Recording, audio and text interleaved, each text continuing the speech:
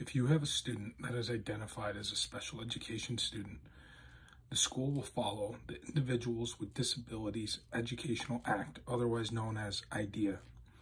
The educational process will go as followed. All students are entitled to the best possible education through FAPE. FAPE stands for Free, Appropriate, Public Education. Your student can be recommended for special education through the referral process. The referral process can be submitted by either an educator or parent and guardian. Once referred, the student will go through an evaluation process. If identified as a student that qualifies for special education, an IEP, otherwise known as Individualized Educational Plan, will be made. The IEP process will help monitor and communicate progress for the student throughout their educational process. This includes talking with teachers, administrators, family, and other educators to ensure everyone is on the same page how the IEP should be processed, made, and followed through.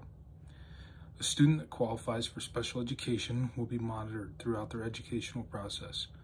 Students will be reviewed quarterly to check the progress of the student while implementing the IEP. An annual IEP meeting will be scheduled to assess and get ready for the next school year.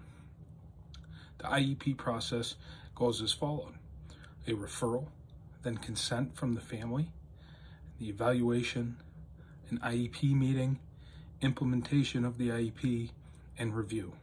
Through this process, things can change many times. A system of checks and balances between stakeholders is put in place so that all views and opinions are clear and available. Your student will be put in the least restrictive environment, LRE. Special education is not a specific place, classroom, it's a process.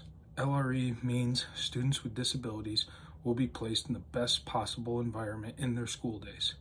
If not in a general educational class setting, a justification is needed as to why.